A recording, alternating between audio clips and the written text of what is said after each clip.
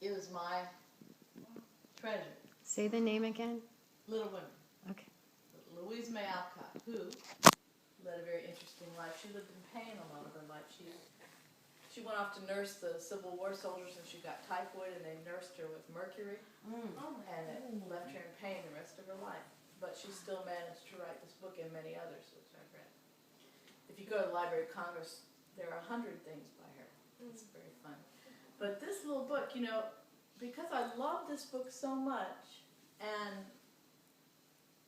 enjoyed it so much, because it's about 4 girls and what they go through and how they try to be good and they have their ups and downs and their faults affect them and everybody around them, and they love pretty things and they have a good time and they fall in love and get married and have to deal with husbands and children and everything. But because I loved reading this so much, then this author's belief in God came into my heart.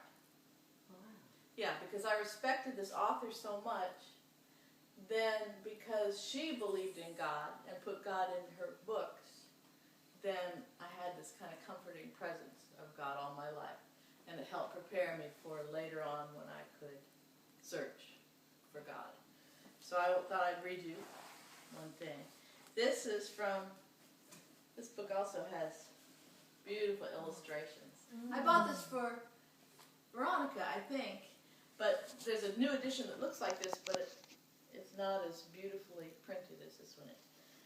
But for instance, here's an example of how she puts God in this book all about these women and their lives, you know. So in this chapter, Jo, you know, who's Louise May Alcott, she's let her temper get the better of her. And she gets so mad at her little sister who was taunting her and ripped up some of her stories. And Jo got so mad that when she went ice skating and her sister followed her, she wouldn't pay any attention to her sister, and she saw a hole in the ice and didn't tell her sister, and her sister fell in and almost died. So here now Jo has to confront this temper that almost killed somebody.